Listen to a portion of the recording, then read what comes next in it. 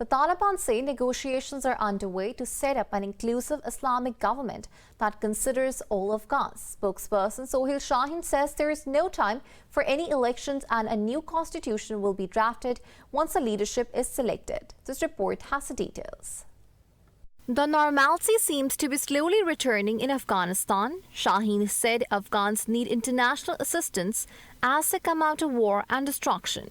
In an interview, he said the country's freedom was restricted under the US 20 years of occupation. Spokesperson expressed pleas for help in terms of restoring various sectors, including health, education, and infrastructure in Afghanistan. He further added that China can play a big role in rebuilding Afghanistan.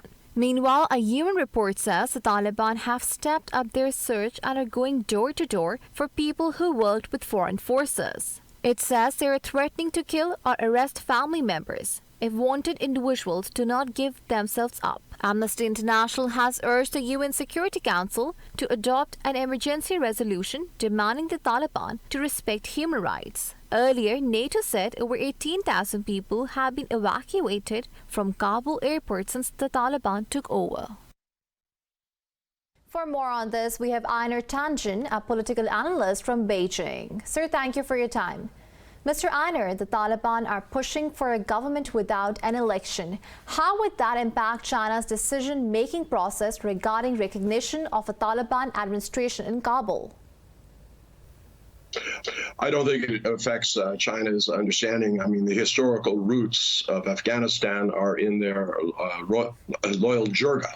This is a meeting of chieftains and things like that. I think China has enough respect for other countries so that they understand that it's not going to necessarily be exactly the way it is in China or the US, or Europe, or anywhere else. Right. Mr. Einar, after the US, its allies and its installed government in Kabul abandoned all Afghans, they are now suddenly concerned about the human rights situation in the war-torn country.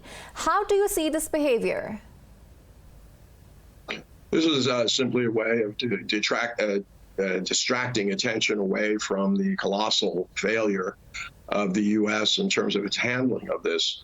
The U.S. was going to walk away from Afghanistan, but the way that it happened was more than cataclysmic. 20 years, $2 trillion, 2,000 American lives, 240,000 Afghani lives, hundreds of thousands of injured and wounded, and millions of people displaced.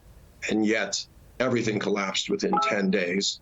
It goes to show that this was a hollow situation. You cannot impose your values on other countries and peoples. Right. Mr. Einar, how does China plan on contributing to the rebuilding of Afghanistan? It's not clear yet. First off, China would have to recognize whatever central government is there. They'd have to be a series of leaders. There's a whole mechanism that has to be established so that you have country-to-country relations. And at that point, China will look at exactly what the needs of Afghanistan are and what assurances they can get in terms of security precautions.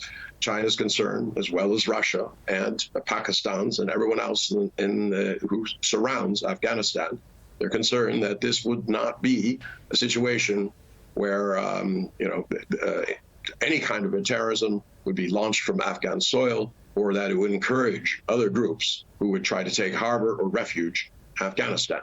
Once that is established, I think China will take a normal relationship with Afghanistan, probably inviting them to be part of the Belt and Road Initiative. There will be cries of, China is taking advantage of Afghanistan. But given the history and what the U.S. has done and failed to do, I don't think that it will get much traction. Right. Mr. Einar Tangen, thank you for speaking to Indus News.